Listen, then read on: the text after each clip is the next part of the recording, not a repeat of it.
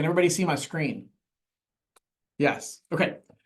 So I have multiple accounts. I actually am on the pro version. So I want to be clear, like I have a little picker that you won't have here that I'm switching between my personal account and my team account. But I want to start with something that for at least for Chris, which I think Chris is actually on another phone call right now. But Chris was kind of talking about, I don't think he even knows his login to get in. Oh, Dante's jumping in here. All right. So I want to go through really quickly something that a lot of people have asked me, John, how do I know which model to choose from? And if you don't know what I'm talking about, right up here in the top left corner is a model picker. And so you are picking from a different model based upon what you want it to do. And I'm going to highlight where's my little highlighter thingy? Yeah, no? All right, my little highlighter thing isn't being happy. That's fine. All right, let's get these two back in here. All right, so, oh, here we go. It is happy. It's right here. Let's do this and that. And nope, that's not what I wanted. I want this thing. Perfect. Okay, so now you guys can see where my cursor is a little bit better. You can see the little red dot floating around. So the model picker is the first thing that I want to make sure that you guys understand, because this is very underutilized and misunderstood. If you are on the free plan, you don't have many choices here on your model picker, okay? If you're on a paid plan, you have all of these choices. The plan that I'm looking at right now is my $20 a month basic plan, and it's got all of these choices. Has anybody tried to use the different ones, and has anybody had experience picking from them, and do you know when you would use one versus another? Okay, Julie? Nope. Okay, see, Julie, I'm disappointed. Just kidding. Okay. Sorry. The first thing to understand is 4.0 is the common one that you're going to see. It's going to default there. 4.0 is the computer giving you its first response, the first thing that comes to its mind.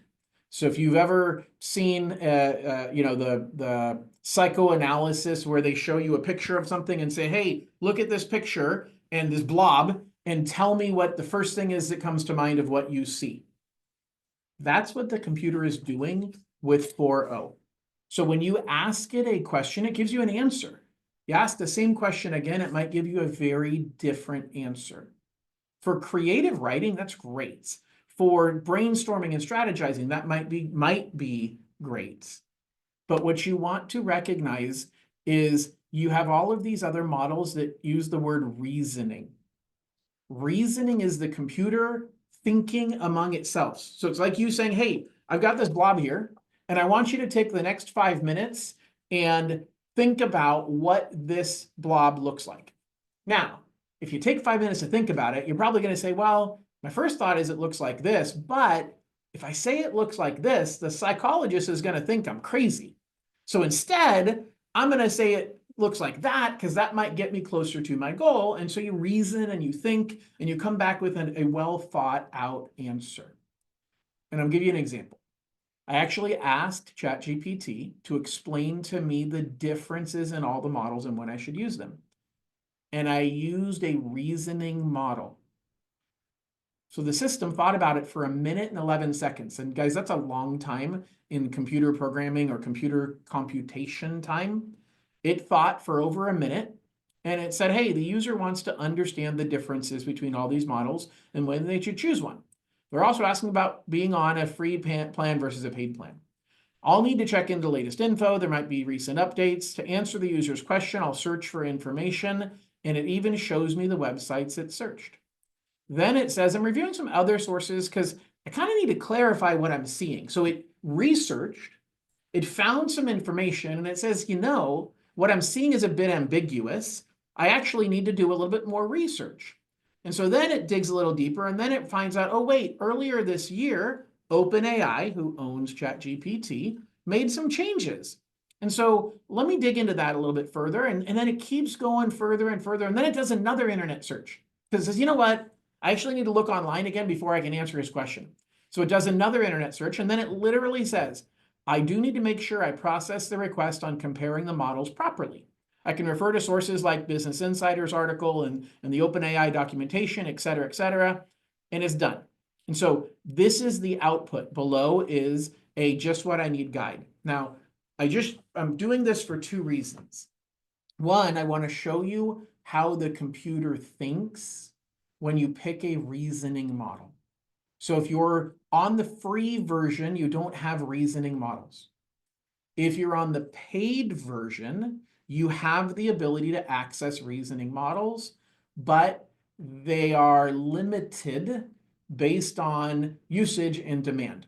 And so let's go through this. And by the way, these numbers keep changing. It's super confusing. So the O3 used to be called O1, and then they upgraded it to O3. And soon they're going to come out with O5.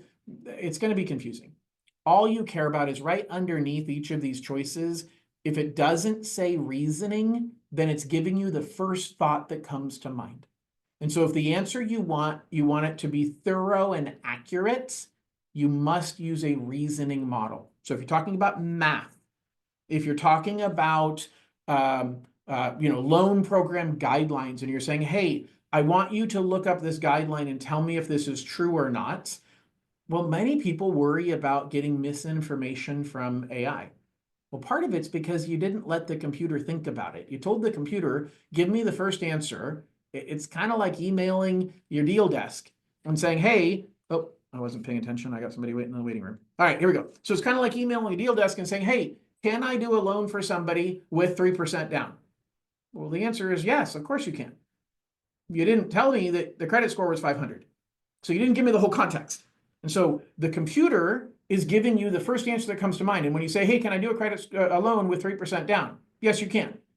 But a reasoning model is going to say, well, wait a second, there's more things that come into play here. I probably should ask him a question to confirm, or at least give him more information than simply answering the question they asked.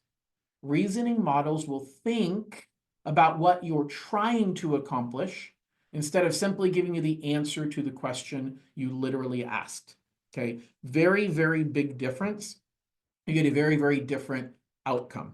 Okay, so the way ChatGPT currently works, and I think it's going to stay the same, if the number comes first, like 40, or actually that isn't even, yeah, it is. That is, hold on. Is that true? Yes. Okay. So if it starts with like 4, starts with the number and then the letter, it's not a reasoning model. If it starts with the letter first, it's reasoning, but you know that simply by reading the words underneath it. Okay. So here's the deal. O3 is their best model. It will be the most thorough model. But if you're paying $20 a month, you only get to ask it 100 messages a week. Okay. So if you use O3 a lot and you have a conversation with it every time you post something in there, this is on the $20 plan, it counts as a message. And you only get 100 times that you can say something to the O3 model. Now, the truth is I'm on the $200 plan. Part of it is because I want the near unlimited version of this. I use O3 all the time. Now, I didn't before, but that's part of, because I pay the unlimited version, that I can. For everybody else, I would tell you you need to be using either the normal 4.0, the non-reasoning model, for creative things, for just quick answers to a question. Give me an idea of a social media post. All of that stuff, you're using the normal 4.0 model. This model will change. 4.0 is going away. It's going to become 4.1 and 4.5. It's still their normal model that's not reasoning. You're going to use the O3 or O4. You're going to use those when you have a question you want it to really think about and give you an accurate answer. But you don't get access to most of these unless you're paying the $20 a month. Okay, so right here we're seeing everybody gets access to the 4.0. But you got to be on the $20 plan or higher to get the best reasoning model. A few people on the free plan get the O4, but most people don't. And you don't get O4 mini high The difference between them is negligible. I wouldn't even think about it. Just simply pick either one. You're not going to see a difference unless you're doing complex math. Okay. So the point here is it matters what plan that you're on. Okay. Chris, pay the $20. Get onto the $20 a month plan so that you have the access to these reasoning models. It will make a very, very big difference. And I've got another chart right here that it tells me, hey, what are the different things that I want it to do and when would I use it? I don't pay attention to that. The truth is, when on my $20 plan, I used O3 only when I had something I really wanted it to think about. Other than that, I was just using the O4 mini. It's the fastest at advanced reasoning, because this mini high is for coding or visual reasoning. I'm not doing any coding, so I'm not worried about using that version. Guys, I covered a whole lot in the last 10 minutes. I want to pause for a second and see, do you guys have any questions about how to pick a model and why it matters? I have a question. Sure. So if you toggle back and forth from like the 4.0 and the 03, like your little things on the left side there, whatever these guys are called, are those like living within one of those, or do you see all of them just because I'm not in front of my computer, or do you see all of them when you toggle back and forth still? So like you can stay in one of your little things over there, but toggle to the reasoning model and then hop right back into there, or do you have to start over in the reasoning model? Okay, so when you're talking about like in an individual chat, so every Yes. chat is a separate conversation. Within one chat, you can ask one question using a certain model, and then you can ask the next question using a different model. Is that Okay. what you're asking? Yes, exactly. Yeah. So I could be in the 4.0 and be like, I need a reasoning answer for this, and switch and it'll start reasoning for me. That is correct. Okay, cool. Or you can actually switch your model. So I know you're not looking on the screen, but right here at the Yeah. bottom of the Oh, I see screen, it. it You're just tells on my phone. you, so it tells you that I used O3. I Ah, could change this and switch a model. I could try O3 gotcha. again, or I could use 4.0 or switch. So if you used 4.0 and you're like, that did not give me the answer I wanted. Like it says great for most tasks. It wasn't good for this one. Yeah.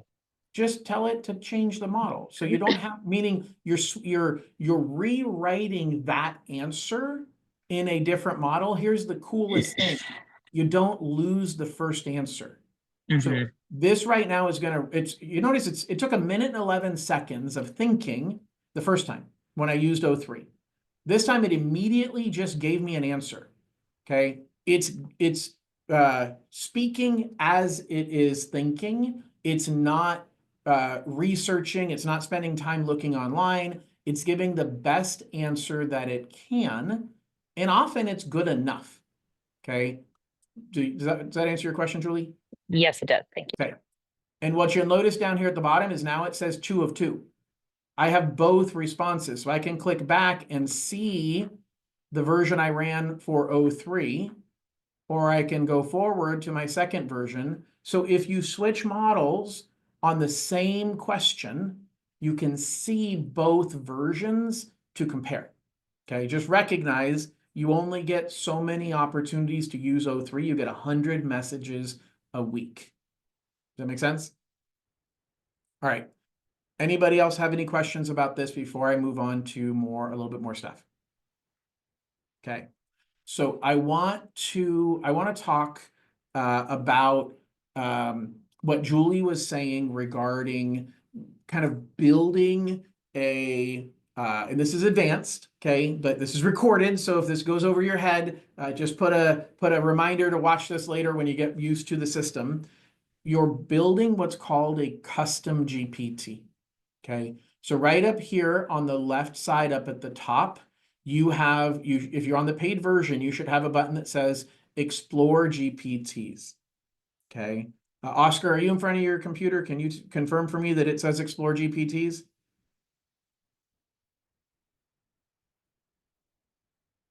Yes. Okay, thumbs up. Perfect. All right. So under Explore GPTs, these are pre-made. Now, these are mine. These are the ones that I'm using. But down below, they're pre-made think of it like a chat bot, a program that has specific rules under the hood. And I'm programming it for a task I do regularly. Now, I can steal one from somebody else. So I can go, Canva has theirs. And so let's take a look at Canva's. And so Canva has a GPT that the ratings are all over the board, but it basically will give you ideas that you can then take that prompt because it's programmed to know what Canva can do. Canva created this with the understanding that our users can go into ChatGPT and brainstorm on what they want, and then it'll give you a prompt that you can take over to Canva and follow the action step by step to create something. So that's an example of a company using that, and I can use it. I can go right in here and I can click Start Chat, and I can begin talking to Canva's system. Okay, so this is simply me using a customized conversation that was created by, in this case, Canva, that Canva created to mirror or play well with their system. Okay, lots of examples of custom GPTs. Lots of people have created them in hopes that you're going to use their end product that they are selling.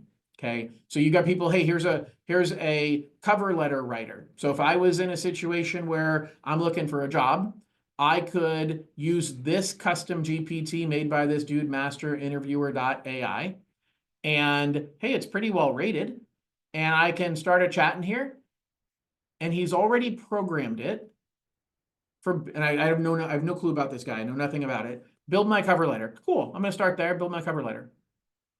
It knows exactly what questions to ask, but here's the truth. He's trying to sell me right here. This voice interaction agent's only available on our website. It's a sales. In this case, he's selling something, right?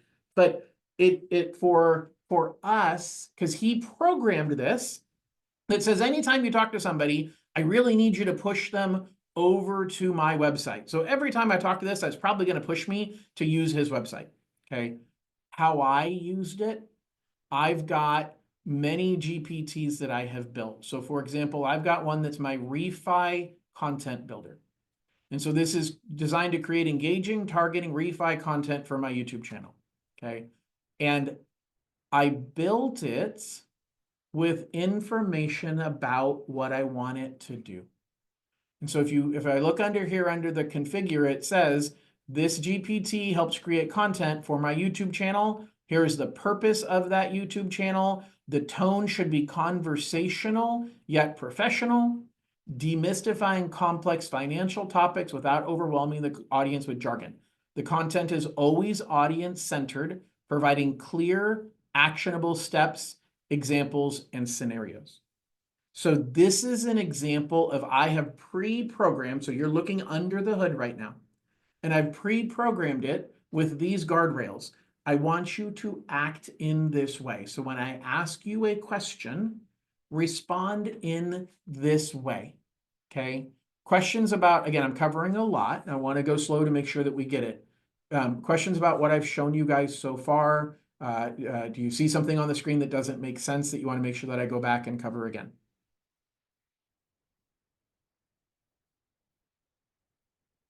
Courtney, I'm not sure if you were trying to unmute, but if you were, you didn't.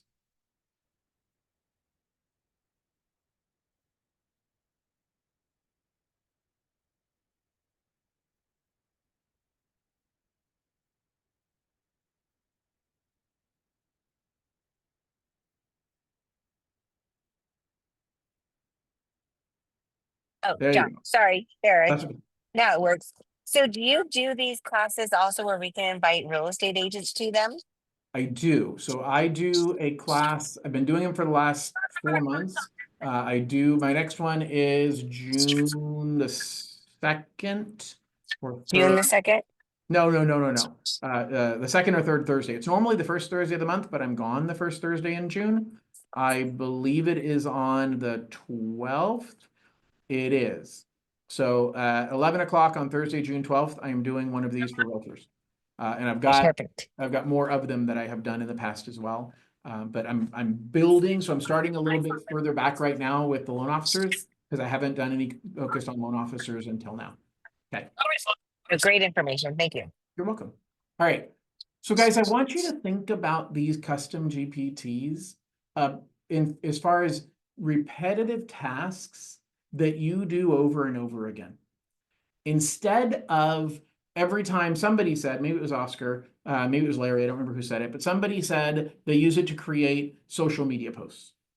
Then Oscar said that. So create your social media post GPT.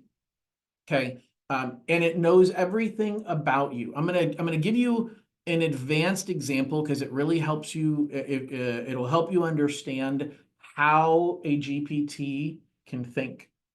So a UTM, if you've ever seen a website where it says, summitfunding.net slash question mark source equals whatever slash I don't even know what the rest of it. I mean, it's a huge long link. That's called a UTM, and it's able to track how somebody found your website. And I'm using UTMs. I've used ChatGPT to teach me how to use them, and now I've built a program that lets me do that. So I'm going to say, hey, help me create, and you don't even know what UTMs are. I just want you to understand the concept of what this is walking through.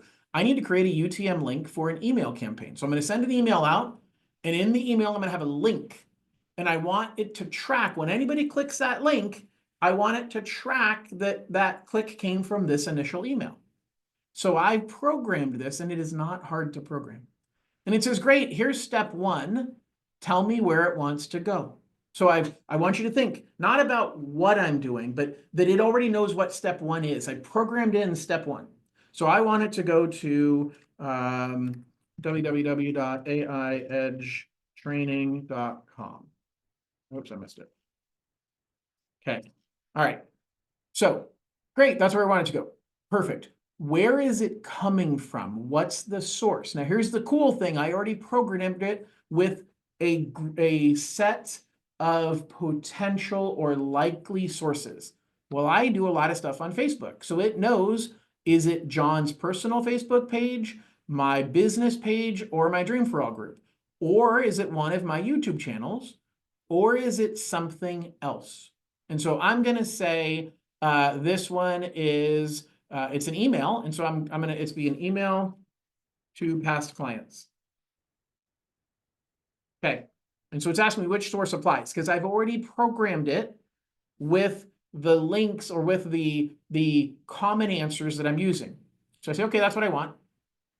And it says, great, but it fixed it. Because this list, I said it's got to be email _ past _ clients. I didn't write that in here, but I told the rules under the hood, only use one of these and make sure it looks exactly like that. So when I said it's email to past clients, it knew which one I was talking about. Now, where's it coming from? It's going to be an email follow-up. Follow-up. Perfect. We're going to use email follow-up. And then what's this called? Since it's a follow-up, I need to know what the borrower's name or recipient's name is. It's Bob Smith. And so it's given me my answer. Again, I don't want you to get lost in, I don't understand UTM. Okay, please don't get lost in that. I want you to understand that I gave it 5 steps. And I said, every time we do this, start with step 1, get the answer and go to step 2, 3, 4, and 5. And then it reminds me to track it because I said, hey, I want to track these. And I'm a bit of a nerd, bit of a geek, so I created a tracking form. And so I gave it a link to a tracking form where I can track them. Okay. Again, that part isn't what matters. What matters is that a custom GPT can take anything you do repetitively, that you want a process. If when a new loan comes in and you always want to draft an email to the borrower, but you want to customize it a little bit, and then you want to also send an email to the listing agent and to the buyer's agent, you can create a custom GPT that asks you the questions that you want it to ask. Now, here's the biggest, most important thing that I want to tell you. You don't have to know how to build this. This is what I love the most about AI. You only have to ask AI to give you the instructions on how to use AI. The key is you have to know what it can do. Okay. So if I hop in a car and I've never driven a car before and I don't know how to drive the car, well, if it's a Tesla and it's got auto drive, I can say, hey, auto drive and go where you're going to go. But I can't tell the Tesla to drive me from California to Hawaii. It's literally impossible. Okay. So you have to know what's possible, that my Tesla can drive me anywhere, but it can't drive me to Hawaii. But if I had a airplane, I could tell that airplane to drive me to Hawaii, but I couldn't tell the airplane to drive me to the restaurant down the street, because an airplane can't land at the restaurant down the street. You guys understand what I'm saying? You have to understand what the capabilities are. That is what my focus is in all of these trainings. I don't actually care to teach you how to use it. I want to teach you what's possible and then show you and remind you, you can ask the computer how to do it. Now that you understand what a custom GPT is, you can start a new chat. And in this case, I want it to be a chat that's going to be thinking. Now, I'm in my $20 a month plan. I could use the advanced reasoning, but this isn't advanced. I just want to have it explain to me how to build a custom GPT. So I'm going to use the fast at advanced reasoning version. I'm going to click right here, and I'm going to say, I want your help in building a custom GPT. I have no idea how, and by the way, I'm going to call this temporary because I do know how to build it. I don't want it to think I don't. I have no idea how to build these, but I saw it on a training. What I want is a program that tells me what my next steps are once I get a purchase contract in for my lending business. Can you start by brainstorming with me the things I normally do and what extra things you think I should do, and then show me how a custom GPT can help me with this. Okay, so guys, this is the most important thing I want to teach you today. Just ask AI to help you figure out how to do something with AI. The problem is, if you don't know what it can do, if you don't know what resources are available, what capabilities that it has, you won't ask the question. So you have to know what it can do, and then you can ask it the question about, hey, tell me how to do this. So I'm going to go in and I'm going to see what it says. So I asked it to help me. It's thinking. It's okay. He wants to brainstorm. It only took a couple of seconds to think. Literally, the user wants help with brainstorming. I'll suggest a brainstorm list, start with typical steps, and then document the entire process. Okay, so let's start by sketching out your typical workflow. And so I'm going to go pretty quick through this, but it says brainstorm your next step checklist, contract intake and review, confirm receipt of fully executed contract, verify key dates, check buyer's earnest money deposit details, borrower file kickoff, open or update your LOS, order initial credit report, request upload. Okay, that all looks good. Value adds that I might add, and how a custom GPT could help. Well, the custom GPT could help me to have it ingest my process, teach it my exact steps, and then ask the right follow-ups. So when you tell it, I got a contract, it can prompt you, what county is it in? And then it'll tell you, upload the PDF. It can pull live data. We're not going to connect it to APIs. It can help you track and figure out the deadlines. Again, it could spit out a draft LE. We're not going to do that. There's lots of things that it can do. So I might say, hold on. When it comes to credits report, I need you to remind me to check if I have hard or soft credit, and then ask me when I pulled the hard credit. The concern is that the hard credit may expire before the closing date, and I need to repull now. So I'm editing. Again, I'm not going to go through all the edits and all the things that we would do, but you're brainstorming. You're talking to it. And he's like, great, let's weave that in. We'll add to your core checklist in your custom GPT design so that it checks, and it always asks if the credit is hard or soft. If it's hard, it's going to ask for when it was pulled, and then it computes whether it's still valid through the closing date. If not, it flags you to repull immediately. I'm going to say one more thing. If any closing date or contingency date falls on a weekend or holiday, please check that and push the date to the following business day. So I'm going to build that into the thinking. Okay, are you guys feeling this? Are you seeing where I'm creating this bot that knows everything that I want it to do, and now I can give it to my team. And I can say, team, every time you get a contract in, the first thing you say is, did we get the contract? So it's updated these things. I've read through it all. It looks really good. I like it. I want to implement it. And so I'm going to say, this is perfect. Please give me the exact instructions that I need to paste into the GPT builder to make this happen. That's the key.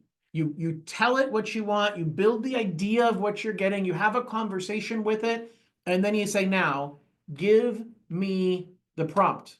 Tell me exactly what you want it to do. And so I'm going to take this prompt right here, and I'm going to say, okay, it's got, so what's it going to say? Create the new GPT in the dashboard, fill each section in with the matching snippets above, save and test it. Okay, so I'm now going to open up another tab, and I'm going to create a custom GPT. So I'm going to go right here. And in my Explore GPTs, I've got right up here in the top right corner, it says Creates. So I'm going to click the Create button. And it says, awesome, I'm going to help you build this. So I could have actually talked through it right here and talked through the whole thing. I like doing it separately. That's my preferred method. Or I can go in here and configure it. Okay. So I'm now going to go back over here. Watch this. And I'm going to say, hey, let's start with copy that. And I'm going to paste this right here. So I'm telling it what the other window told me. Just pasting it in. And it's thinking, and it's updating it, and it's saying, okay, this sounds good. And it's spending more time thinking, it's digesting everything I've put in so far. Cool. Let's give this a name. How does LoanBot sound to you? Hate it. How about Deal Tracker? I like that. I don't know, maybe I don't like it, but it says, okay, cool. So it's now going to generate a profile picture. So you don't have to know how to do this. It knows, well, the first thing we got to do is name it. The second thing we want to do is to put a picture on it. And so it says, hey, here's our picture. Do you want to use this, or do you want to try a different one? Looks good. Cool. Now let's finalize it. Sure, there's some things I should emphasize or avoid. Well, I'm gonna go back over here, and I'm gonna say, I used ChatGPT to come up with the rules. Here is what it told me. Oops. Let's stop that. Oh, all right. So I'm going to go back over here and I'm going to copy right here. For memory, it said this. And then I'm going to, you hit Shift Enter and it takes you down a line. Instead of, if you hit Enter, it sends it. If you hit Shift and Enter, it just takes you down a line. And then it says for custom function, it told me this. I'm going to say for custom function,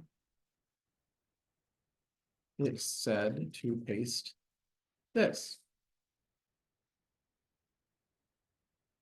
And then for sample starter user instructions, I'm going to go down here and I'm going to say,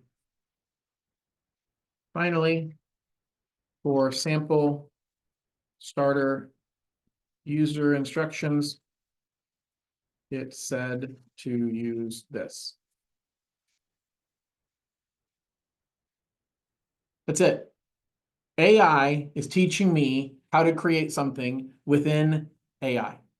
Okay. It's building this bot. Now, I might want to tweak it. It may not come out exactly the way I want. I'm showing you the quick, simplified version of the concept.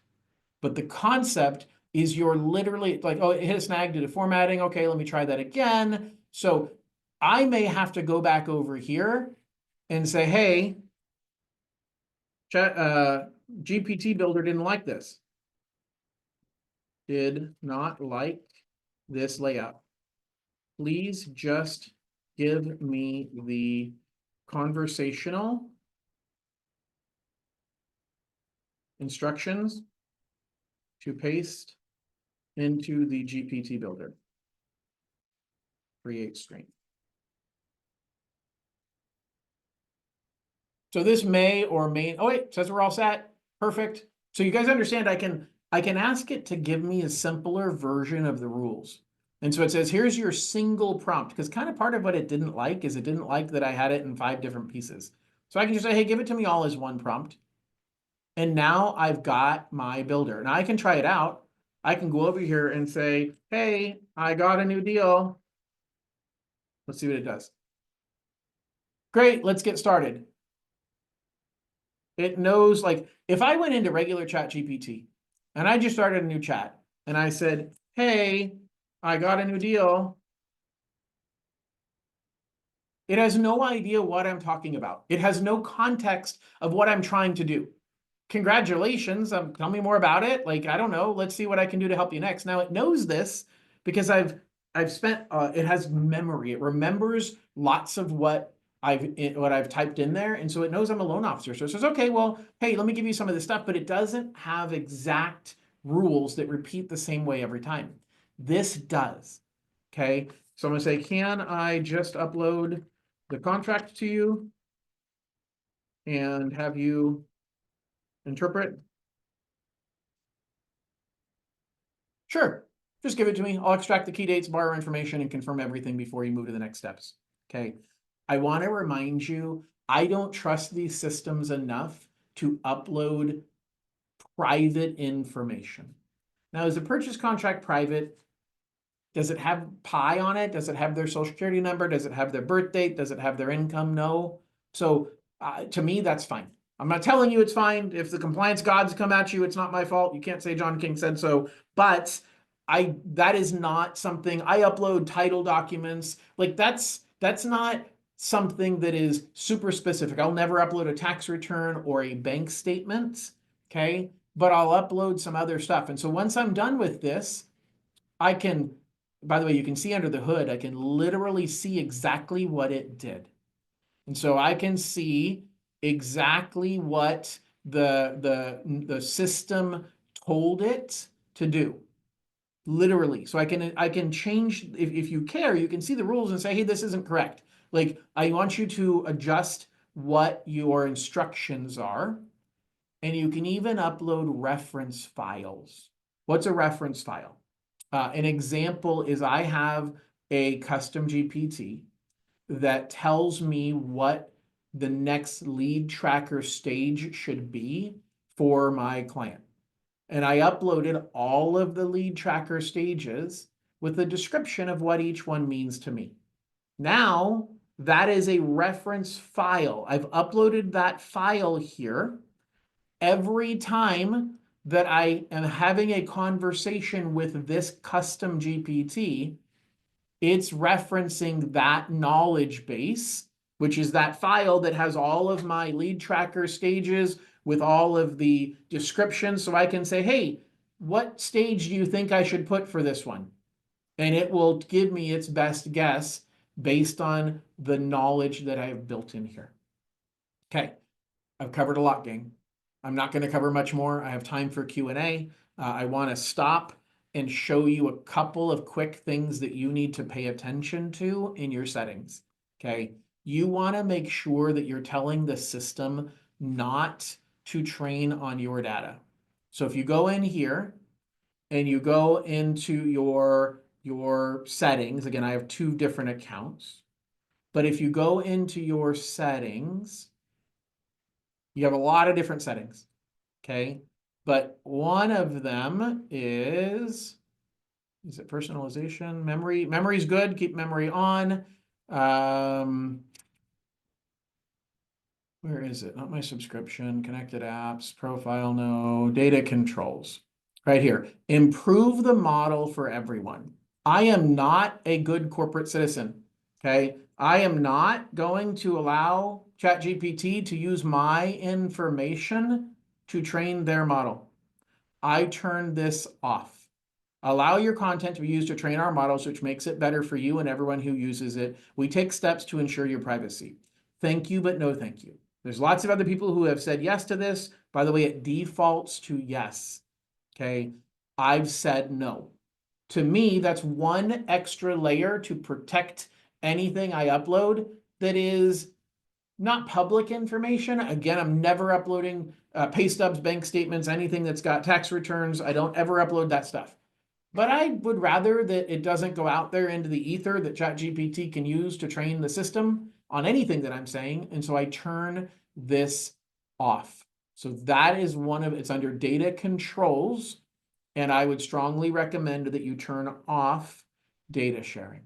All right, that's about it, gang. I've got an extra 10 minutes that I left on purpose for questions. It can be questions about anything that I've shared. It can be questions about something completely unrelated. It could be about ChatGPT. It could be anything, okay?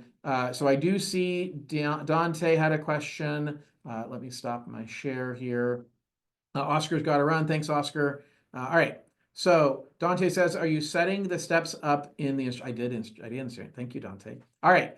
Courtney wants to come job shadow me. Yeah, okay. That's a different conversation. I will, let's see here. What have I got? No other questions. Does anybody have any questions? Chris, what do you think? You're my first guinea pig I called on earlier. What are your thoughts today? So, gosh, it's just baby steps for me. It is. Trying to figure all this out. It is. But you saved me typing in the question. I was going to ask, can we invite realtors to your webinars that you're giving to realtors? You can. That's So great. Feel free. I will be really clear. I use it as a lead generation for me to build relationships with realtors. So tell your realtors, hey, when John King says, call John King, like, don't call me. Like, I'm totally cool with that, but it is a lead well, that, this would be the first step into me being able to know enough about it to teach realtors, but I'm a long way away from that. Yeah, no, I'm totally open to it. I want to be really clear. Like, I use it as a lead generation tool, as you would expect. So you should, yeah. Exactly. Perfect. Well, thanks. Exactly. Yes. So you can find that. So I'm moving. I've had a lot of stuff on lots of different websites. I'm actually let me be really clear.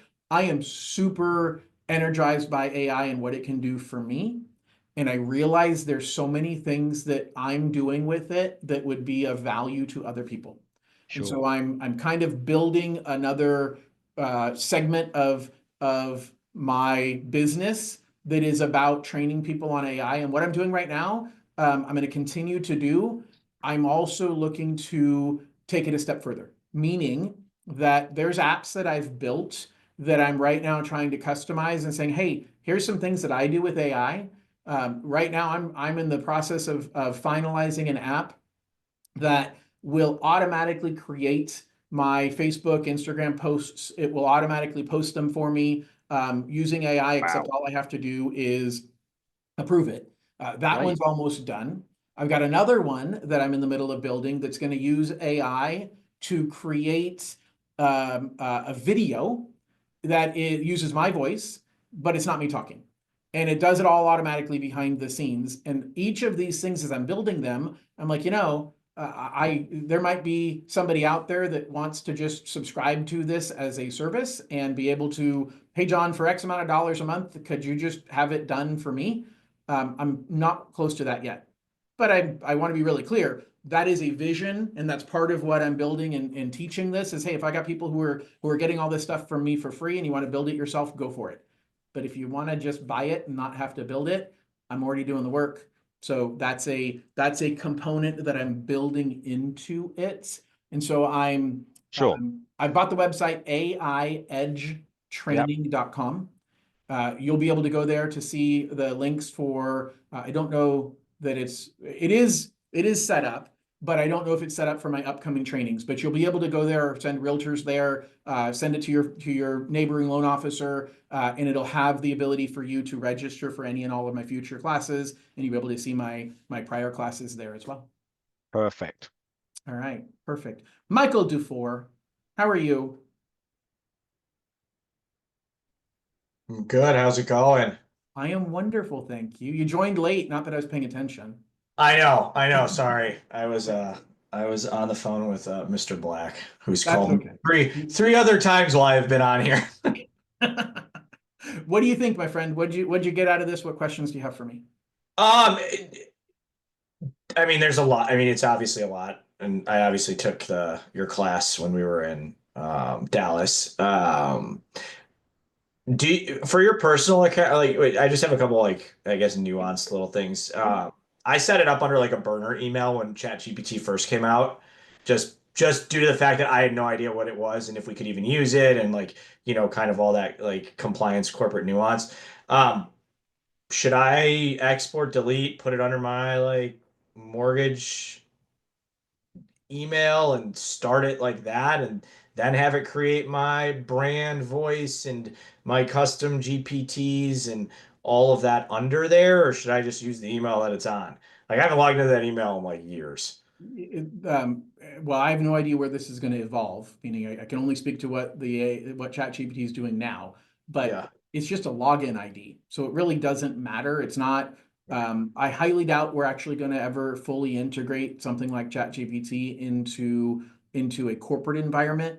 I think we're going to roll out Copilot, which is a light version of ChatGPT that I've got a preview version of it right now, and I'm playing with it. And literally today, I said, "Hey, I remember writing a document, taking notes and storing it somewhere in my computer on the San Diego Housing Commission's down payment assistance program. Can you find that for me?" And it found that and 5 other related documents and said, "Do you have any questions about it?" And I'm like, "Yeah. What's the rule on first-time home buyer?" And it literally gave me the rule because it's found the document on my corporate OneDrive account. Like, that is going to be fully integrated. It's already here, but it's just not fully released. Yep. That's a game changer that has to be connected to your corporate account. This is always going to be something related that you use for business, but I don't ever expect it's going to be integrated that needs to be your business email address. Does that help? Yeah. No, that does. Um, do you think they're going to integrate like all regs and full guides into like Copilot for us, so we can, instead of necessarily having to go to the deal desk, we can just say, look Yeah. this up on FHA loans, and it's going to spit out what I need in like 5 seconds? Yes. That's a corporate's already working on that project. I don't know where they're at, but they're working on it. Okay, cool. I've been wanting that, but Yeah, it's coming. sweet. No, I mean, I really I want to do, and I'm assuming I can do this in a custom GPT, but I want to do, and you mentioned it, like the voice recording where you can download that in. And like, I want to create like a custom GPT that's basically gives an email with notes to my team, an email with notes to my agent, and an email with notes to my client, like about our recap. Can I just create one of those with 3 prompts and have it do all 3 in one go, where I can just download and it gives me that? Yes, but it's not, that is what I do right now, but I'm shifting my thinking. So let me show you something here. So I'm going to say, so let's go, first of all, yeah, let's pull this from another screen.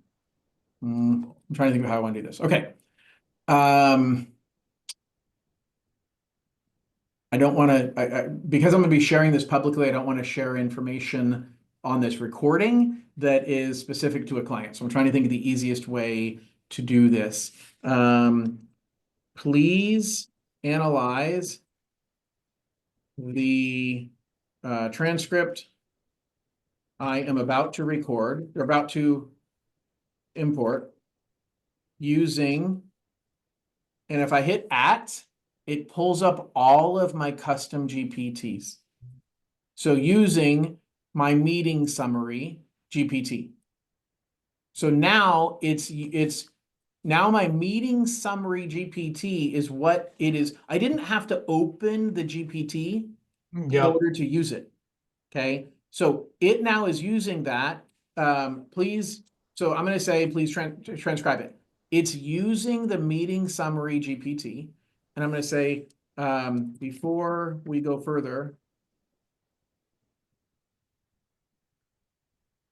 what things will you be pulling out of the transcript?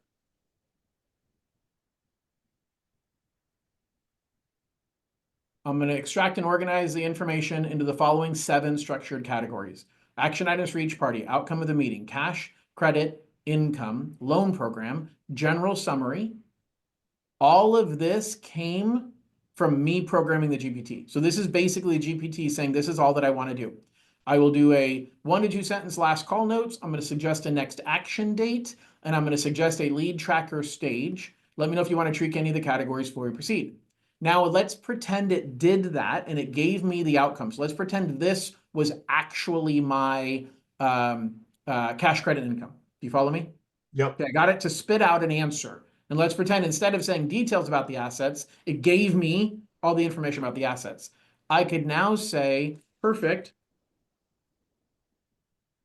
And then I plug in a different one. I'm going to use my marketing advisor, and I'm going to say, use this info to make a marketing post.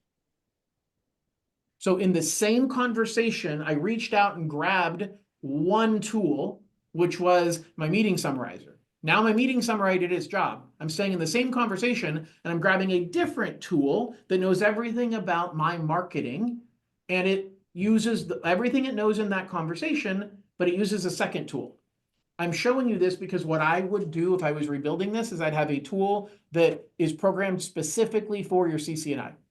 Then I would have a tool that is programmed specifically for the email to your team, or the email to the client, or the email to the realtor. The more specialized a GPT is, by the way, the words you're going to start hearing are called agents. These are all agents. Agents are specialized AI bots that will do a specific task. The more specific that agent is on that task, the less it's going to go off the rails and give you something you didn't want. Does that answer your question? Kind of. Okay. Do 3 different versions. You're better with 3 different versions. Okay. And as you can build it into one. I'm just telling you that as this gets more advanced, you're going to wish that you had. It's like having a team member whose job is just one thing. Your job is to order the appraisal. You do nothing else. If that's their only job, it's hard to get confused about doing that job. Would you agree? Yeah, I get what you're saying. Don't overload it with Mhm. information to where it can make more mistakes than it needs to. Give it only the information that it needs, have Yeah. a different bot whose job it is to do the next thing and just call that next bot. What you're gonna see soon is automation that says, well, send it through this assembly line. Have the first bot touch it and then go to the second bot and go to the third bot. And it's already here, and that's part of what I'm building in way more complex ways. But that's that. Say again. Michael, is that you or is that Julie? Oh, that was me. Sorry. Okay. I All coughed. right. I am out of time, but Julie, did you have a question? I was just wondering, like, so after your initial presentation, actually, after I don't know which one of you guys was talking about setting like your brand voice at the retreat as well. We went through and I went through and did that even before I left. And now it's in its own little chat there. But I've realized the other chats, as I make them, I have to basically tell it to pick up where I left off on that one. So it Yes. understands that. I'm imagining I can tell my custom GBTs that we're making to basically take that into account as well, right? You would create a custom GPT that is your brand voice. So Okay. you would say, you are the brand voice of the Julie Millar team, and your role is to take any content we create and make sure that it fits into the brand guidelines and sounds like the voice that I've described here. Okay. Now, And so I could tell these other custom ones to use that as well once by I've created using it. the at and you're tagging it, if you were watching, and if not, you can go Mhm. back and watch in the video. But basically, I'm in any chat I want, and I can just hit the at symbol, and it gives me a list of all my custom GPTs. And so I Mhm. can say, hey, now that I'm at this point and I'm ready to, I've created the basic outline of my Instagram post. Now I want you to grab this brand voice and make sure that post matches the brand voice, and you're Yep. pulling in the custom GPT into the conversation. Yep. That makes sense. Perfect. Thank you. You're welcome. All right, gang, thank you so much for sticking around, and hope to see you on future webinars. Let me know if you have any questions, and have a great day. Appreciate you, John. Thank you. All right, you're welcome. Bye. Thanks.